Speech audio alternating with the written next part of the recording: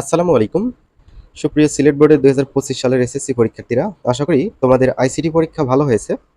আজ আমি তোমাদের পরীক্ষার প্রশ্নপত্রের সমাধান দেখাবো, অর্থাৎ কয়টা এমসিকিউ কারেক্ট হয় সেগুলো মিলিয়ে নিও। তোমাদের যে সেটই আসুক না কেন, এই সেটের প্রশ্নগুলোর সাথে তোমাদের প্রশ্নগুলো খুঁজে খুঁজে মিলিয়ে নিবা। মাইক্রোপ্রসেসর আবিষ্কৃত হয় কত সালে? ১৯৭১ সালে। মেবি ঢাকা বোর্ডেও এই সেম প্রশ্ন এসেছিল, একটু আগেই দেখলাম। ২ নম্বর, এটার উত্তর হবে ইকুয়েল। ৩, এটার উত্তর হবে সিমস। ৪ নম্বর, ইবুকে কি কি সংযুক্ত থাকে? Audio, video, animation.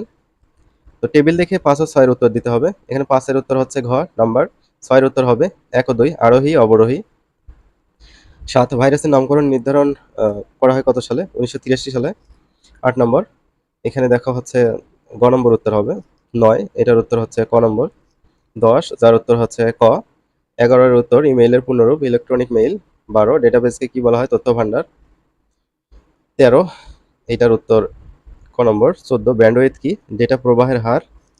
Computer beep sound নেয় সাধারণত কোনটি নষ্ট হলে? র্যাম। ১৬ এর উত্তর হচ্ছে ফরম্যাটিং টেক্সট। ১৭ এর উত্তর হচ্ছে স্টিভ জবস। ১৮, এটার উত্তর হচ্ছে ছেলে। দেন ১৯ ও ২০ এর উত্তর দিতে হবে এই এখানে উদ্দীপক দেখে। ১৯ এর উত্তর হচ্ছে ভাইরাস।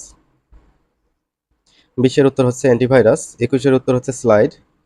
২২, এটার উত্তর হচ্ছে ঘ নম্বর। ২৩ এর উত্তর হচ্ছে ৪, অর্থাৎ ডিজিটাল কন্টেন্ট কত প্রকার? ৪ প্রকার। নিচে কোনটি ডেটাবেস প্রোগ্রাম? MS access. ২৫, সর্বশেষ, এটার উত্তর হচ্ছে ১ ও ৩।